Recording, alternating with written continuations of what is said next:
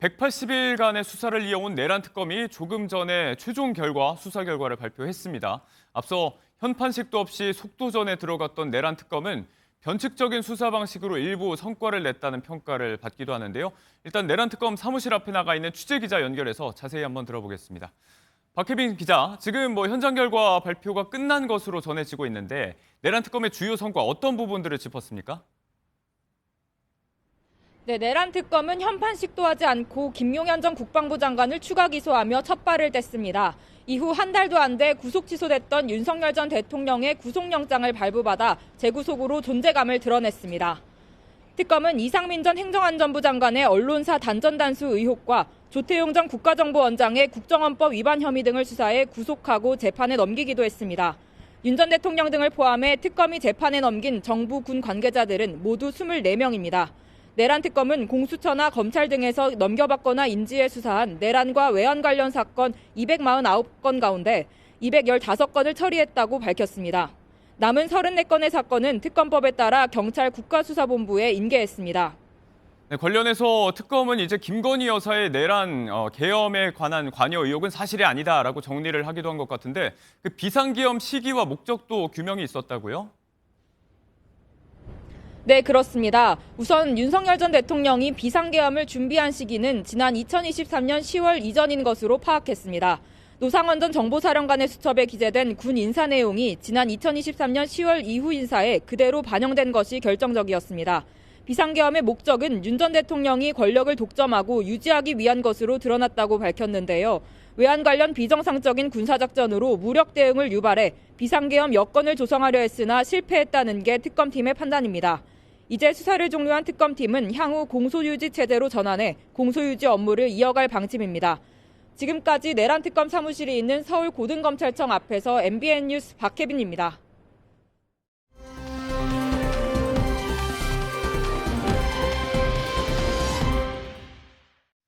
네, 현재까지 16명이 숨졌습니다. 멀리 남반구 호주에서 어제 저녁 들려온 이 충격적인 소식부터 시작을 해보겠습니다. 유명 관광지 총격 사건이 발생해서 16명이 현재까지 숨지고 40명 이상이 지금 부상을 당한 상태인데 고란 경제 전문 기자 박수 매경 이코노미 기자 두 분과 이 이야기 먼저 시작을 해보겠습니다. 어서 오십시오. 호주의 시드니 동부의 유명 관광지죠. 본다이 비치라고 하는 해변가에서 벌어진 이 총격 사건. 어제 저녁부터 많이들 뉴스로 접하셔서 아실 것 같은데 이 사망자 가운데 어린아이도 포함이 돼 있었다고 해서 또 안타까움을 사고 있고 사망자 수가 계속해서 지금 늘어나고 있어요. 네, 아침 밤 사이에 이제 12명에서 네. 16명으로 늘었다라고 발표했고요. 이 가운데는 12세 어린이도 1명 포함되어 있습니다. 아울러서 다른 어린이 3명도 지금 현재 병원에 있는 상황이고요. 네. 중상자가 상당해서 아마도 사망자 수가 더 늘어날 가능성도 있습니다. 관련 부상자는 현재 40여 명 정도로 집계가 되고 있습니다. 네. 이번 사건의 범행 동기와 배경에 대해서 일단 좀 관심을 모으고 있고 벌써부터 설이 난무한데 이 해변에서 유대교 대표 명절인 한우카 기념행사가 열리고 있었다고 합니다. 현장에서는 유대인 대학살이죠. 홀로코스트 당시의 생존자 그리고 또 유대교 성직자 랍비라고 부르죠. 이런 인물들도 지금 희생자에 포함된 걸로 알려지면서 아무래도 이제 반유대교에 대한 공격이다 이런 이야기가 계속해서 나오고 있어요. 그렇습니다. 여기에 일단 홀로코스트 생존자였는데 그때는 정말 살아남았던 분이 예. 이번에 정말 안타깝게 지금 돌아가셨다는 것 때문에 호주에서도 충격에 빠져 있습니다. 여기에 보면 이제 일간 타임스 오브 이스라엘 등에 따르면 현재까지 확인된 사망자 중에서 홀로코스트 생존자 이분이 이제 알렉스 클레이트만이라는 예. 분인데 우크라이나 출신입니다. 근데 이분이 이제 그 아내분과 함께 이번 행사에 참가를 했다가 예. 일격을 당했습니다. 그런데 이제 그 아내 말로는 아내를 좀 구하려고 예. 먼저 일어섰다가 이제 이번에 충격을 당했다 그래서 더 안타까움을 자아냈고요. 예. 여기 더해서 이제 랍비라고 하죠. 유대교에서는 이제 지도자, 종교 지도자급이라고 예. 하는 랍비라는 분이 있는데 유대교 국제 네트워크 차바드 소속으로 현지에서 활동해온 엘리 슐랑거라는 분이 이번 사건에서 또 피격을 당했습니다. 그래서 이런 네. 부분 때문에 이거는 일단 유대교 행사이고 여기에 더해서 이제 유대인들이 1000여 명이 모여 있는 상태에서 이런 일이 벌어졌다. 그렇게 하니까 이거는 좀 증오 범죄, 예. 그 종교 특정 아니면 유대인 이런 쪽으로 겨냥한 증오 범죄에 해당한다 이런 이야기를 하고 있습니다. 네. 아직까지 이제 어제 저녁에 벌어진 일이고 현지 경찰의 수사 결과가 정확하게 나오고 있지 않기 때문에 설이 지금 난무하는 상황 중인데 용의자들에 대한 신원도 조금씩 특정이 되고 있습니다. 2명은 부자 관계로 알려져 있고 부친은 현장에서 사살을 당했고 아들이 이제 검거된 상태로 알려져 있는데 이 두 사람이 이제 파키스탄계 이민자 출신인 것으로 지금 로이터 통신을 통해서 전해지고 있어요. 이게 정확한 범행 동기가 밝혀지지 않는 이유가 50세 아버지는 사살당했고요. 예. 아들 같은 경우에는 중상을 입고 현재 병원에서 치료를 받고 있기 때문에 추가 수사가 좀 난항을 겪고 있는 것 같습니다. 네. 그럼 이제 궁금한 게 이 두 사람 말고 또 다른 뭔가 용의자가 있을까라는 부분이잖아요. 예. 이에 대해서 이쪽 호주 쪽 이제 경찰청장의 입장은 모든 가능성에 대해서 알아보고 있다라고 해서 추가 용의자가 있을 가능성도 염두에 두고 있지만 현재로서는 예. 현재 아버지와 아들 2명이 유대교에 대한 일종의 혐오주의 때문에 범죄를 벌인 거 아니냐라는 네. 쪽으로 범행 동기가 집중되고 있습니다. 이 충격적인 범행의 배경에 대한 이야기도 잠시 저희가 좀 더 해보도록 하고요. 사실 일단은 이렇게 많은 인파가 있는 해변에서 공공연하게 총을 들고 총격 사건이 벌어졌기 때문에 헷갈리는 분들이 계실 수도 있을 것 같아요. 호주 같은 나라가 사실 이게 총기 소지가 합법화돼 있던 나라인가 싶은데 아니잖아요, 지금. 네, 그렇습니다. 총기를 가장 엄격하게 규제하는 나라 중에 네. 하나입니다. 왜냐하면 1996년에 총기 난사 사건이 태즈메니아 주에서 실제로 있었습니다. 그래서 이때 보면 총기 난사 사건으로 35명이 예. 지금 숨졌거든요. 이때 이후로 호주 정부는 반자동 총기 소유를 엄격하게 금지하고 있습니다. 그런데 네. 어디서 총을 이렇게 구했고 이걸 가지고 정말 40여 명의 사상자를 낼 네. 정도로 이렇게 극악한 이런 그 범죄를 저질렀는지 그래서 더 호주 정부가 지금 충격에 빠져 있습니다. 이런 엄격한 규제 속에서도 총기 테러가 일어났다는 사실도 그렇지만 앞서 이야기한 대로 이제 범행 동기에 관한 부분이 가장 주목이 되는데 우려의 목소리가 나오는 건 최근에도 이제 이 어떤 반유대 움직임 관련 테러 사건들이 좀 이어졌다는 부분이에요. 네, 지난해 월 평균 한 87건의 반유대주의 사건이 있었다라고 합니다. 사실 최근에 이스라엘 하마스 전쟁 이후에 호주 내 반유대주의 사건이 증가하고 있는 추세고요. 예. 특히나 지난 9월에 호주가 팔레스타인을 정식 국가로 인정한다라고 하면서 호주 내 반유대주의 감정이 정서가 더 고조되고 있는 상황이었습니다. 예. 그런 상황에서 이런 충격적인 사건이 벌어진 거고요.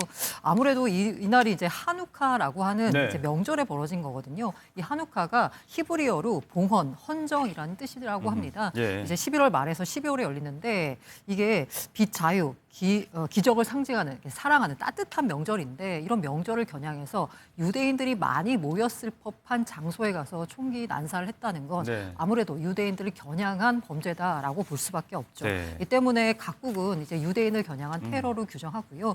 이에 대한 강한 네. 규탄 성명을 내고 있는 상황입니다. 네, 반유대주의 공격이다. 각국의 정부와 수반이 말씀대로 이제 규탄의 메시지를 일제히 벌써부터 내고 있고 호주의 앨버니지 총리도 이 점은 분명히 하고 있습니다. 반유대주의 공격이었고 지탄받아야 될 대상이라고 이야기를 했는데 사실 앞서 이야기한 이 희생자에 포함된 랍비 같은 경우는 이 앨버니지 총리를 향해서 편지를 좀 보내서 팔레스타인의 국가 인정을 검토하는 부분을 좀 제고해달라 이렇게 이야기를 하기도 했었는데 이런 부분 때문에도 지금 이스라엘 쪽에서 반발의 목소리가 아주 큰 것 같아요. 네, 일단 뭐 네타냐후 이스라엘 총리는 직접적으로 성명을 냈습니다. 예. 여기 연설을 통해서 반유대주의는 정치 지도자들이 침묵하면 커지는 일 같은 것 이렇게 명확하게 이야기했고요.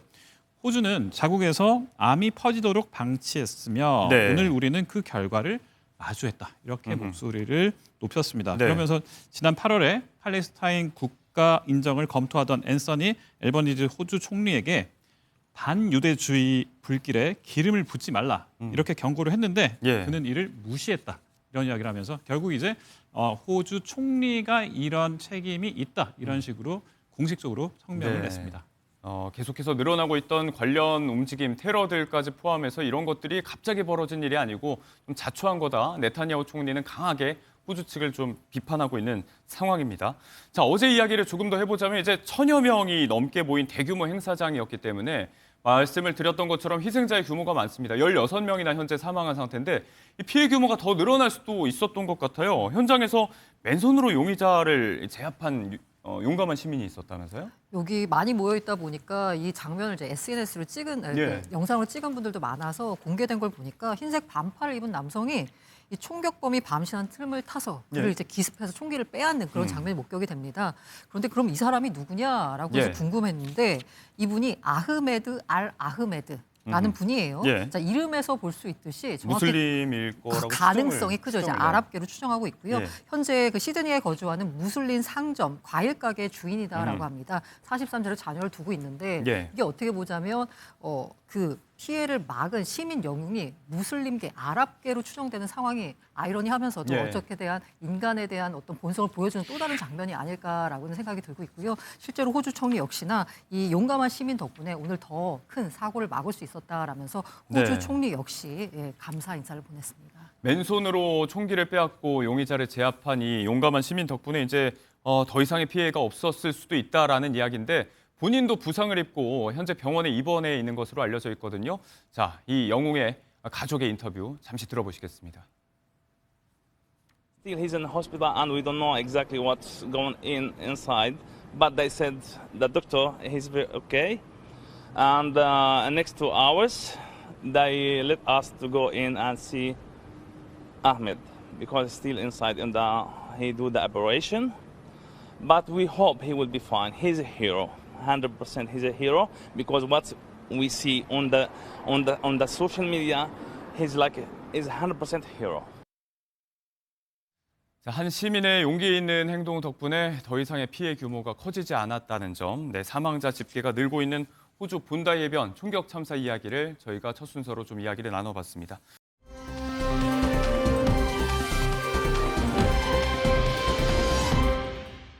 자, 이어서 저희가 준비한 소식으로 좀 이어집니다. 경제 라이브를 또 시작해 볼 텐데요. 자, 오늘 할 이야기는 이제 화두를 머니무브라고 정리를 해볼 수 있을 것 같습니다. 돈 많은 이 부자들의 투자 움직임이 조금씩 변하고 있다. 이 이야기로 좀 시작을 해봅니다. 자, 금융자산, 부동산이 아닙니다. 주식 등의 금융자산만 10억 원 이상 갖고 있는 이 부자들의 숫자가 47만 명으로 추산되고 있다는 보도. 이제 인구의 1%에 육박을 하고 있는 상태입니다. 이런 보도가 있었어요. 오랑 기자. 네, 일단 보도를 보면 항상 드는 생각은 부럽습니다.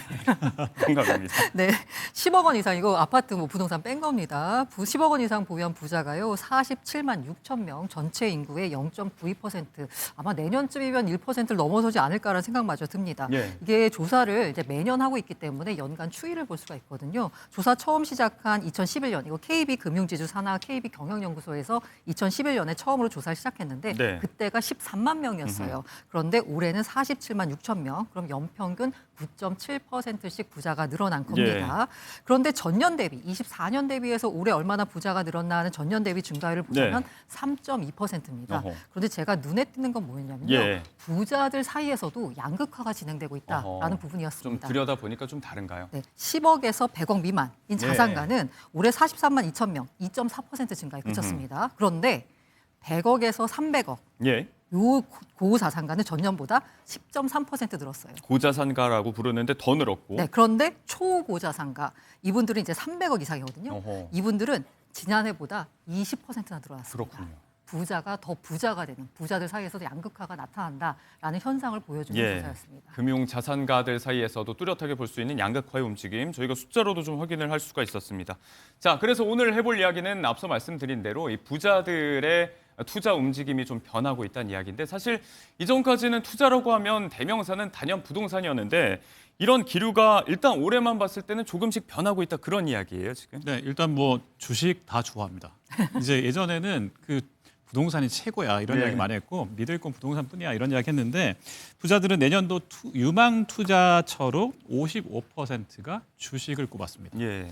1년 전 같은 조사에서 주식을 유망 투자처로 꼽은 비중이 35.5%였는데 네. 와, 이게 20%포인트 가까이 늘어난 겁니다. 그러네요. 그래서 향후 3년에서 5년에 걸쳐서 중장기 고수익이 예상되는 투자처로 49.8%도 주식이다. 이렇게 이야기할 정도로 주식이 굉장히 많이 늘어났고요. 가상자산 재밌습니다. 가상자산 하면 비트코인 하면 옛날에는 한 지난해만 해도 2% 정도가 뭐 이 정도 2%도 아니에요. 1%대 이런 분들이 이제 좀 해볼까 이런 예. 정도였는데 지금은 12% 정도로 이제 늘어나겠다. 네. 앞으로 좀 늘려보겠다 이런 이야기로 이제 설문을 했던 것들이 재밌고요. 상가나 빌딩 투자는 상대적으로 굉장히 축소됐습니다. 아무래도 요새 좀 공실이 많고 임차인을 구하기 힘들거나 맨날 뭐 이렇게 뭐 고쳐주세요 이런 네. 분들이 많아지니까 조금 부담스럽다 이런 이야기도 하고 있고요.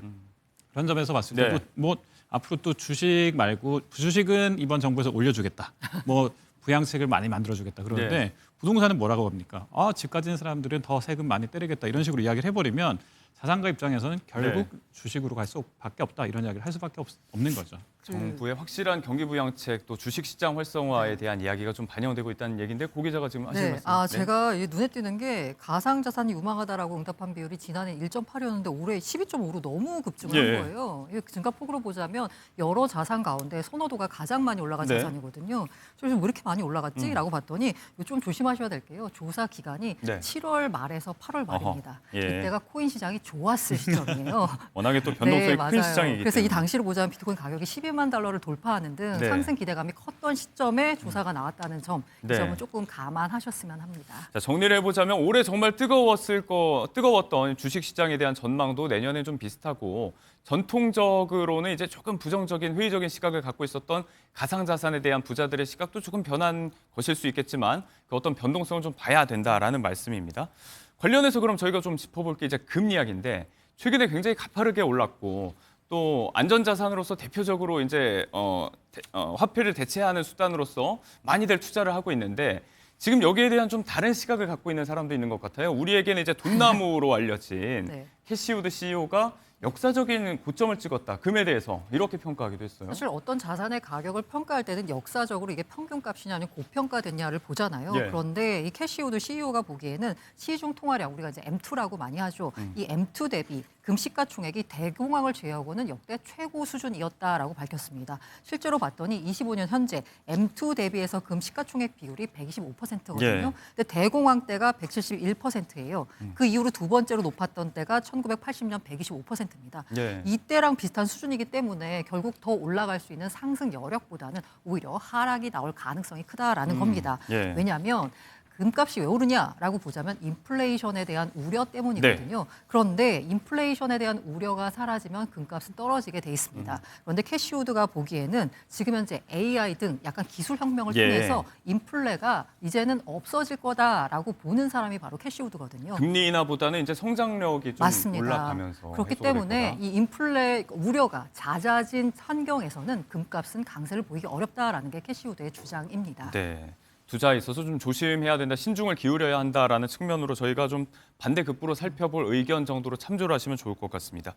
자, 주식 이야기를 쭉 했지만 올해는 또 코스피 말고 서학개미들, 미국 투자에 대한 관심도 굉장히 높았었는데 정부는 환율 이야기하면서 좀 우려의 목소리를 계속해서 내왔고 반대로 이제 증권가와 투자자들의 수요는 조금 온도가 계속해서 다른 것 같아요. 증권가는 계속해서 이제 지금 그럼에도 불구하고 서학개미 계속 하세요. 이런 이야기입니다. 그래서 왜냐하면 이게 지금 돈을 이제 은행대로 돈을 우리 쪽으로 유치하려고 그러고 또 증권사는 증권사대로 우리 쪽으로 유치하려고 그러는데 그러려면 일단 서학개미 이분들의 마음을 좀 잡아야 되잖아요. 그래서 그러다 보니까 이제 그 키움증권이나 이제 시중에 있는 그 유명 증권사들이 이제 환율을 우대하는 95% 정도 수수료를 깎아준다. 거나 아니면 이제 주식 거래 그 수수료를 저희는 확 낮춰드릴게요. 이런 식으로 해서 지금 계속해서 정부는 서학개미를 좀 이렇게 덜 진정시키려고 하지만 증권사는 이때가 기회다. 그래서 지금 더 많은 혜택을 부여하고 있습니다. 그러니까 은행에서 또 증권사한테 돈을 뺏기면 안 돼요. 그러니까 여기에 대해서 우리는 정기 예금 3% 올라갑니다. 저희한테 돈을 좀 넉넉하게 예치해 주세요. 저희 요새 그 금융 한도가 이제 1억으로 올라갔으니까 1억까지는 원금 보장해드립니다. 이런 식으로 해서 지금 마케팅이 아주 치열합니다. 자, 머니무브, 갈대 같은 이 투자자들, 부자들의 돈과 마음을 사로잡겠다는 물밑 경쟁이 아주 치열하다는 이야기까지 해봤습니다.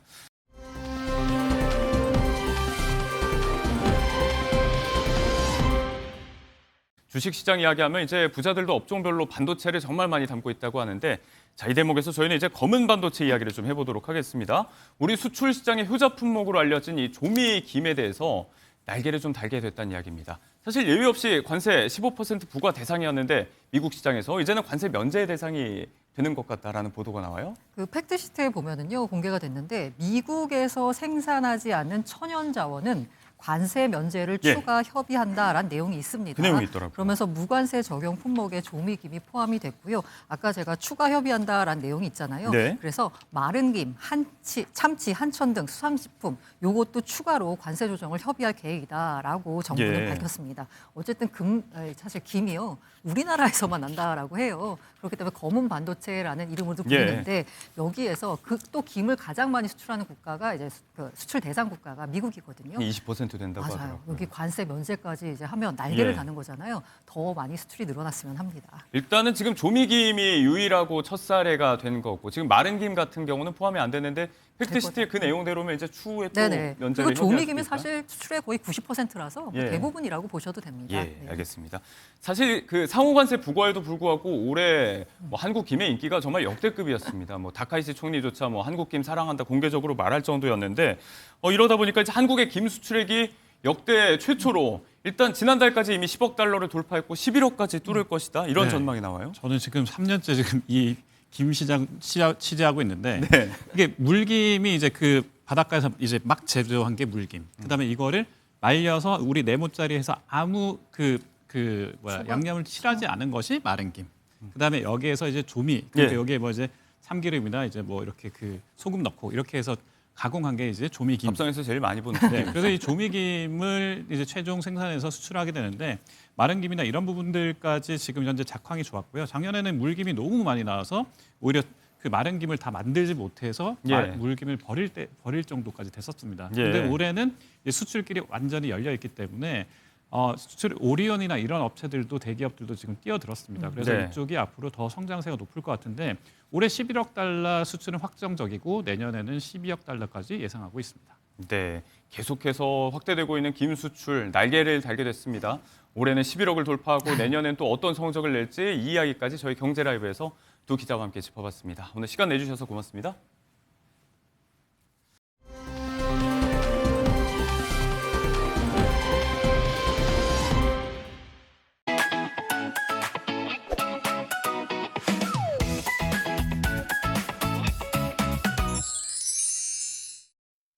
네, 부동산 경기 시점입니다. 부동산 전문가 경제부 김경기 부장 나와 있습니다. 어서 오십시오.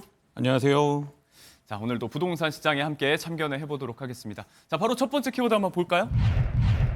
115억 현금 박치기. 100억대의 고가의 부동산을 누가 뭐 현금으로 샀나요? 무슨 얘기인가요? 예, 이게 우리 강남에도 가장 또 부촌으로 꼽히는 곳 압구정 이 아파트 얘기예요. 예.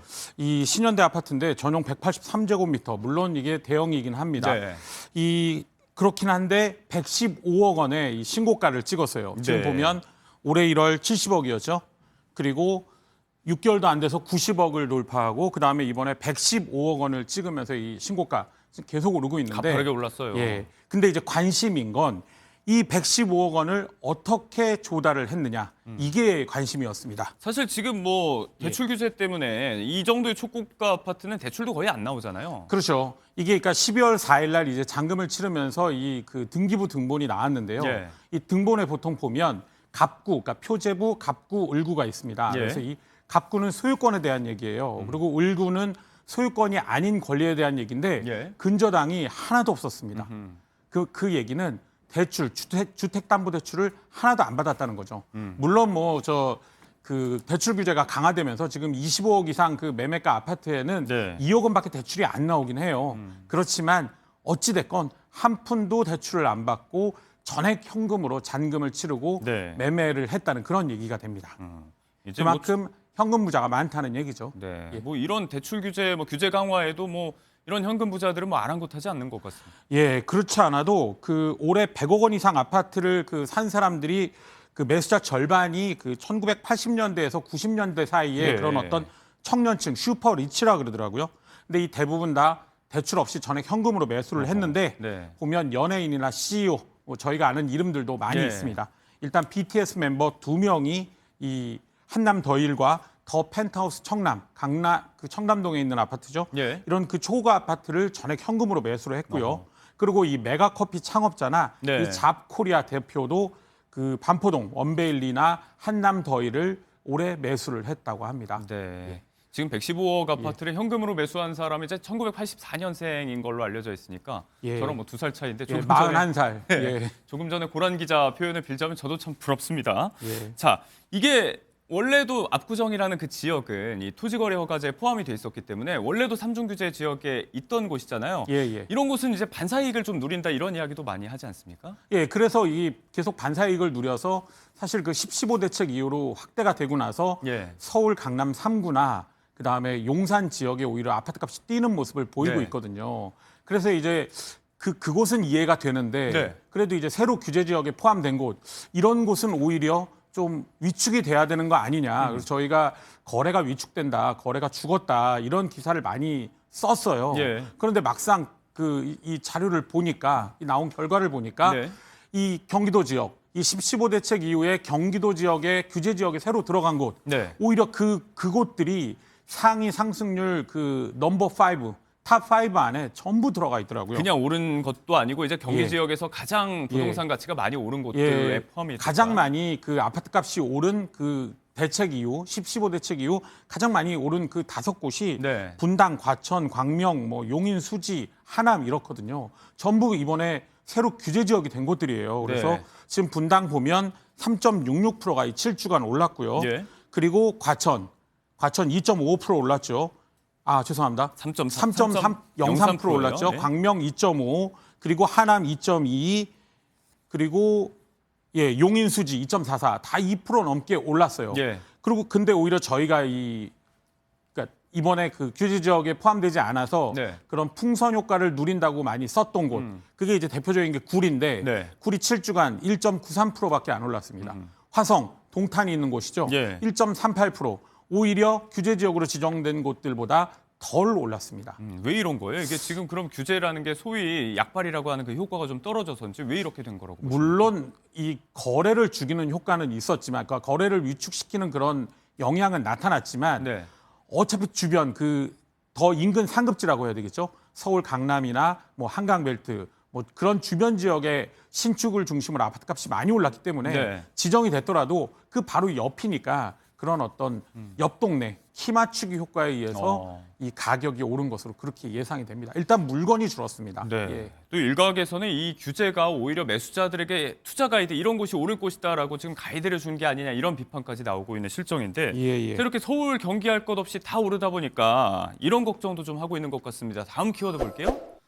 자, 남양주 앙숙이라고 하면 3기 신도시 이제 본청약이 이루어졌는데 청약에 당첨이 돼도 걱정이다 이런 이야기가 나와요. 무슨 얘기인가요? 이게 그러니까 예를 들어 이 사전 청약이 지금은 없어졌어요. 예. 근데 이제 몇 년 전에 사전 청약을 받아서 이 당첨이 됐던 분들 된 분들이 이제 본청약을 한 이제 거죠. 이분들이 본청약을 해야 되는데 그때만 해도 굉장히 좋은 조건이었거든요. 가격도 분양가도 높지 않고 좋은 조건이었는데 이번에 막상 이제 본청약을 하면서 청약을 받았더니 계약을 네. 하러 오세요 했더니 거의 30% 이상이 예. 안 왔다는 그런 얘기입니다.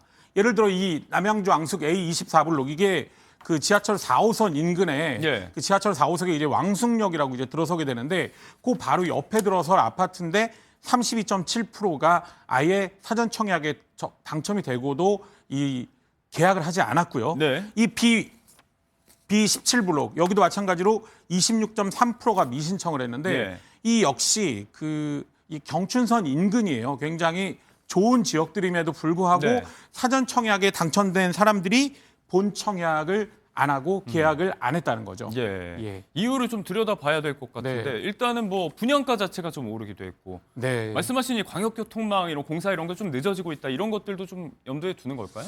일단은 분양가 오른 것도 분양가 오른 건데요. 가장 큰 이유는 예. 이게 본청약이 늦어지면서 그 본청약이 늦어지고 있는 그 와중에 서울 아파트 값이 많이 올랐잖아요. 그러다 보니까 이거나 언제 될지도 모르는 본청약을 기다리면서 집을 안 사고 있어도 되나? 예. 이런 불안한 마음에 이미 그 사전 청약을 포기하고 주택을 매수를 한 것 같아요. 그렇다 보니 주택을 매수했으니까 이 사전 청약을 할 수 없었고 그래서 포기를 한 경우 네. 이런 경우가 많다는 그런 것으로 보입니다. 집값은 계속해서 뛰고 있는데 좌시할 수가 없다. 구매력이 예, 있는 걱정인 거죠. 수요자들이 이제 걱정이 좀 이탈을 하고 있다는 이야기입니다. 예. 자, 이런 수도권 포함 특정 지역에 대한 집값 쏠림 현상에 대해서 더해서 우리가 조금 더 들여다볼 부분이 있습니다. 올해도 뭐 아파트에 대한 선호는 아주 굳건하다 보니 더 굳어진 것 같아요. 그렇다 보니 이게 그 한 채 쏠림, 좋은 곳 쏠림 이런 것만 가니까 예를 들어 빌라 전세 사기 문제 있었잖아요. 그러니까 빌라를 아예 예. 거의 이제 그 매수를 하려고 하지 않습니다. 그렇다 보니 이 아파트 쏠림이 갈수록 심해지고 있거든요. 예. 그래서 이번에 그 10월까지 전국 주택 매매에서 그러니까 주택 유형이 차지하는 비율을 보니 아파트 매매가 78.5%였어요. 결국 10채 중 8채는 아파트를 샀다. 나머지 뭐 단독주택이나 빌라 이런 거는 2채도 안 샀다는 거죠. 갈수록 심해지고 있어서 걱정입니다. 네, 아파트 매매가 이제 80% 10건 중에 8건 정도다. 자, 규제 강화에도 불구하고 특정 지역의 어떤 매매가 자체는 상승하고 아파트에 대한 선호도도 여전한데 자, 이 상황에서 이제 전세난 걱정이잖아요. 전세 시장은 또 100억 시대가 열린 것 같습니다. 사상 최고가 100억 거래가 있었어요? 예, 이 매매가가 일단 오릅니다. 예. 매매가가 오르는데 전세 물건은 많지 않습니다. 그렇다 보니 이제 전반적으로 여전히 전세가도 같이 오르는 분위기고 그렇다 보니 드디어 서울에서도 이 아파트가 뭐 이런 어떤 큰 대형 단독주택 이런 게 아닌데 예. 이런 그 한남동에 있는 아파트가 100억을 찍는 사례가 발생했죠. 전세가 100억이에요. 예. 이게 지금 작년에 비해서는 거의 또 한 10억, 뭐 20억 가량 예. 이렇게 오른 금액인데 이 지금 내년에도 이 서울 아파트 입주 물량이 많지 않고 네. 지금의 이런 상황에서는 물량이 많지 않다 보니 전세가 상승 압력이 여전하거든요. 네. 그래서 이 올해 100억 찍었는데 이거 이러다 내년엔 더 올라가는 거 아닌가 그런 우려의 목소리가 나오고 있습니다. 자, 내년에 전세 시장도 참 걱정인데 관련해서 해볼 수 있는 질문일 것 같습니다. 마지막 경기에게 물어봐 부동산만 질문 가겠습니다. 자, 내년 집값 전망이 계속해서 나오고 있습니다. 지금 뭐 건사년, 건정년 할 것 없이 수도권 2% 오른다, 전세는 더 오른다 전망하고 있어요. 이 기조에 대한 전망 생각 같이 하십니까? 그렇지 않아도 최근에 이제 나오고 있어서 제가 유심히 봤는데요. 예.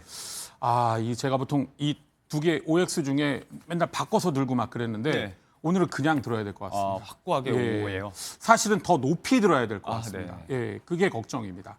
일단 왜 제가 이런 말씀을 드리냐면 네.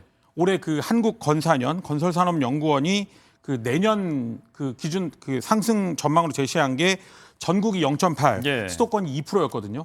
근데 제가 이제 그 올해 그 서울 아파트값 그 누적 상승률 한국 부동산원 통계를 살펴봤어요. 네. 그랬더니 수도권이 지금 2.91이고 서울이 8.06%입니다. 예. 그래서 저는 2% 하니까 뭐 수도권 2%니 뭐 그게 많은 건가 했는데 네.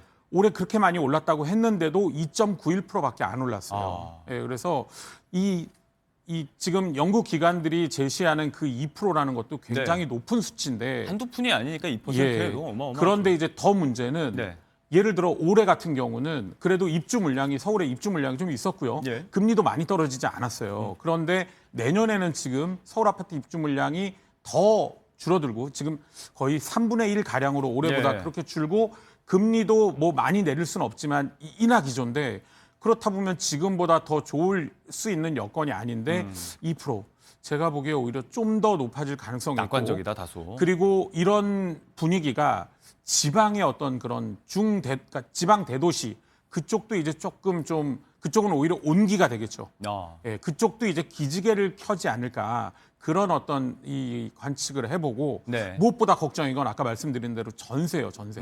예, 입주 물량의 영향을 이 전세는 완전 실수요기 때문에 네. 그대로 받거든요. 그래서 이 매매는 여러 가지 정부가 어떤 뭐 조치를 취하거나 뭐 대책으로 예를 들어 매수 수요를 잠시 잠재운 그 이렇게 네. 일시적으로 멈추게 한다든가 이런 게 가능한데 전세는 바로 움직이는데 이 전세 가격이 너무 많이 뛰지 않도록 네. 그런 어떤 그 안정화 조치를 할 필요가 시급해 보이는 게 그게 저의 생각입니다. 네, 결국 이제 요겁니다. 단순한 예. 규제 강화를 넘어서서 공급 확대 뭐 더 나아가서 대통령실이 이야기한 대로 지역 불균형 해소가 중장기적인 과제가 될 텐데 자, 내년도에 어떻게 움직일지 한번 지켜보도록 하겠습니다. 네, 오늘 부동산 김경기 경제부장과 함께 이야기 나눴습니다. 고맙습니다. 고맙습니다.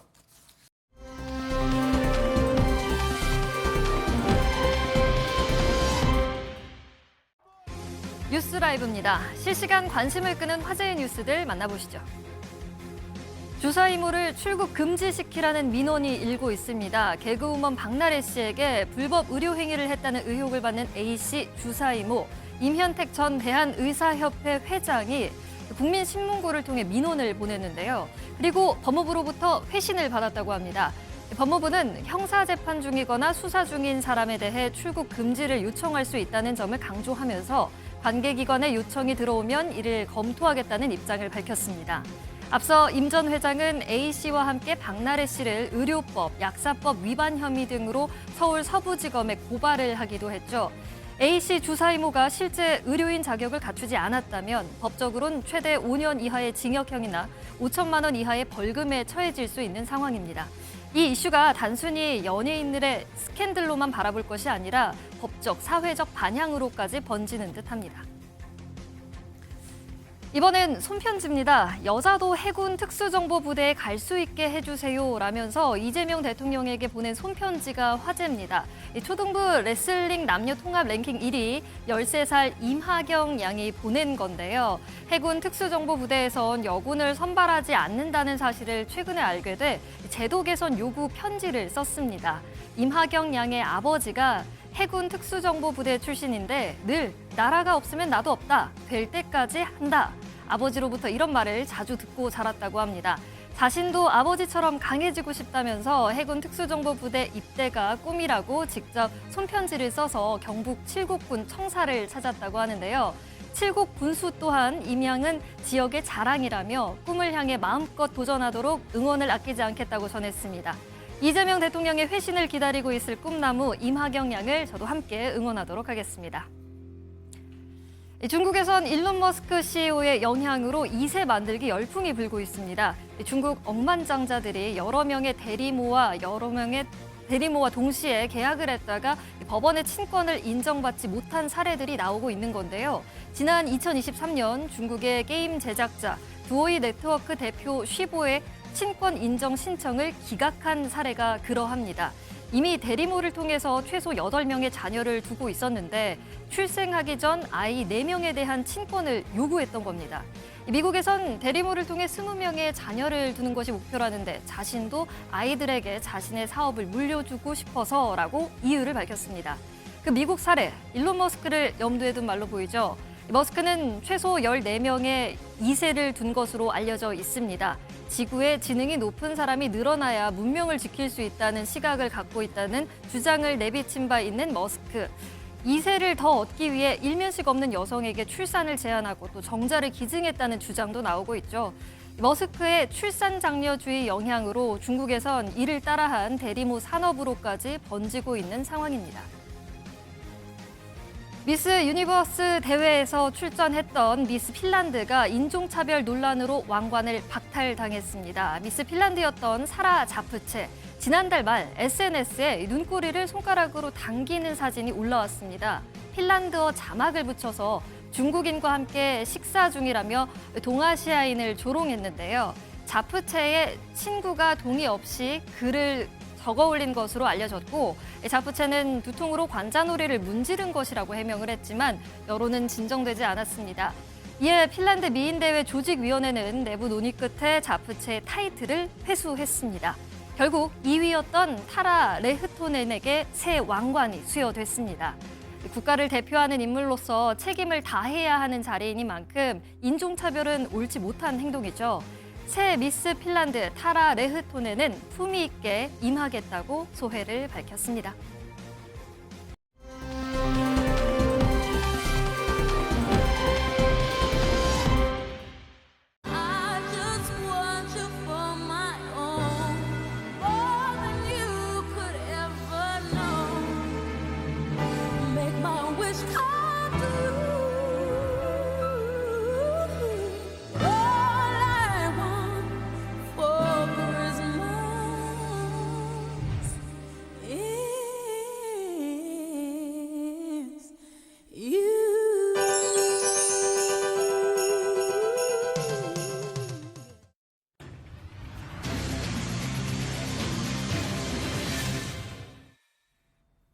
뭐 하고 사나 뭐 먹고 사나 고민해보는 오늘 모사니 시간입니다. 오늘 다뤄볼 주제 바로 연말 기부 트렌드입니다. 함께해 주실 분 모셔봅니다. 차영조 와이즈 경제연구 소장님과 함께합니다. 어서 오세요. 안녕하십니까?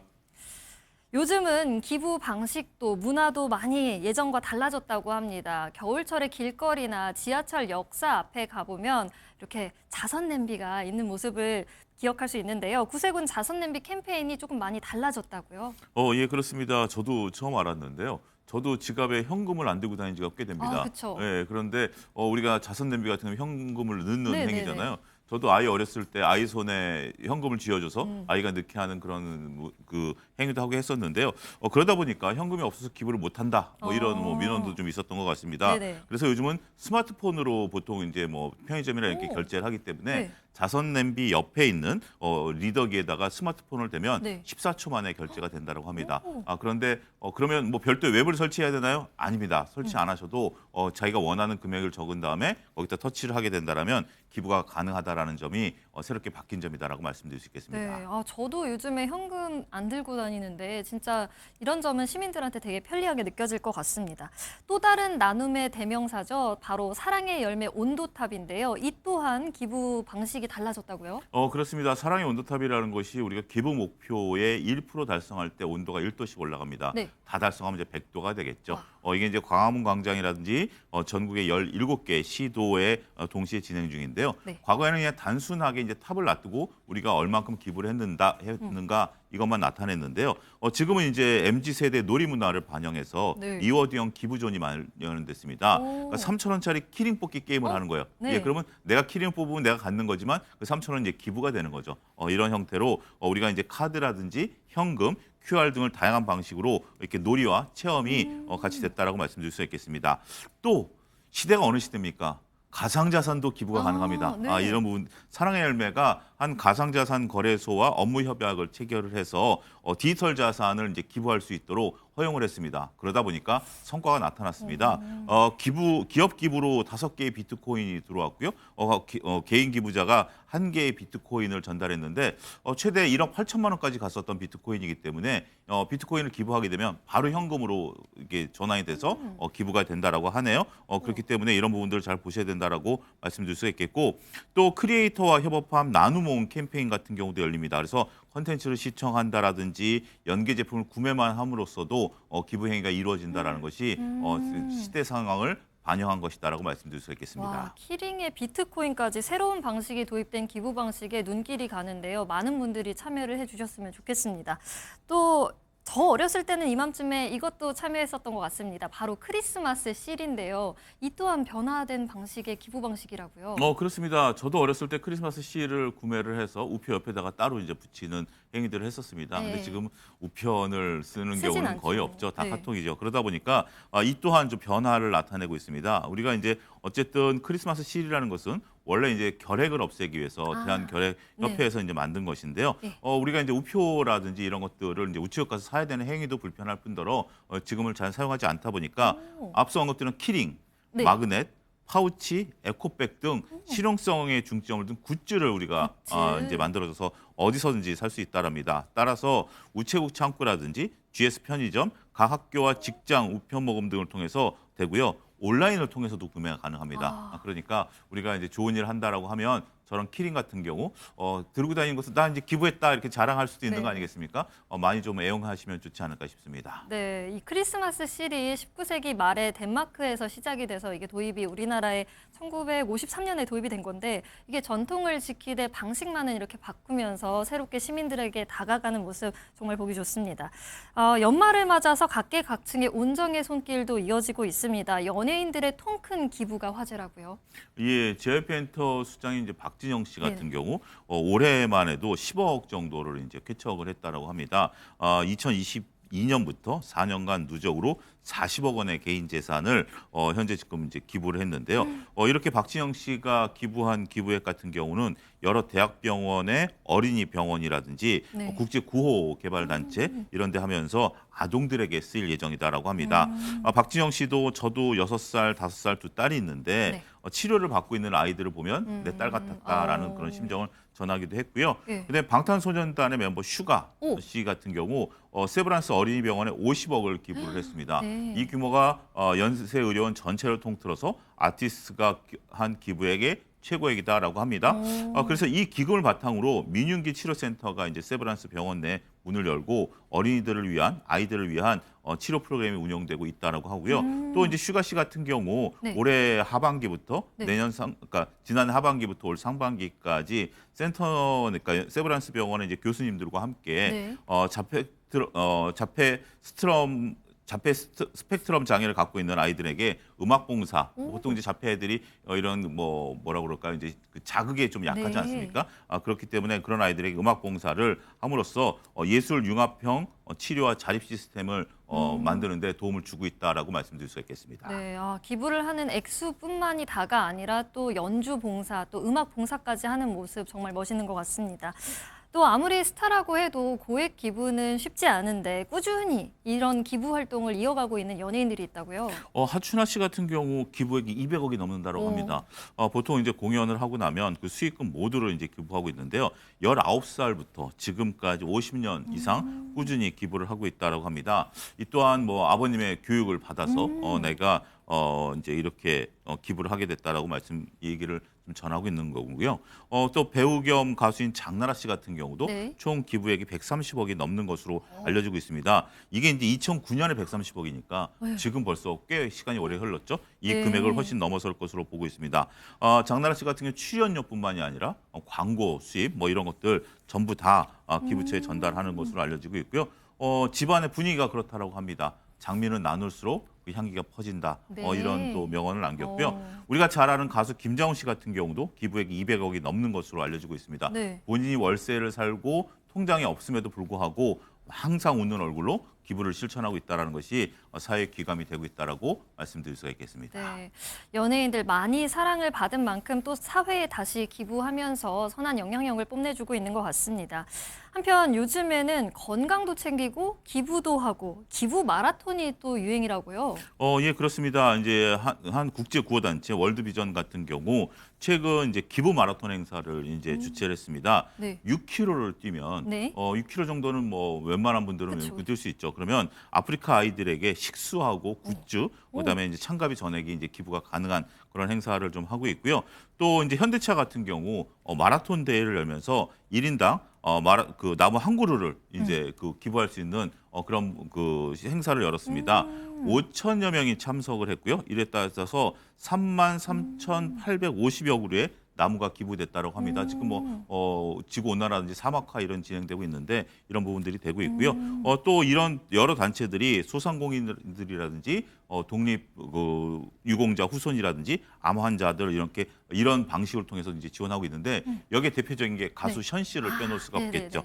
션 씨 같은 경우 직접 부산에서 서울까지 430km를 자전거로 달려왔고요. 네. 철인 3종 경기 뭐 이런 것들을 통해서 지금까지 총 20억 원이 넘는 금액을 기부했다라고 말씀드릴 수가 있겠습니다. 네, 또 션 씨 같은 경우에는 MBN 저희 뛰어야 산다 시즌 1에 이어서 이 프로그램까지 하면서 러너로서의 면모를 보여주는데 또 나눔의 알림이 역할도 톡톡히 해내고 있는 것 같습니다.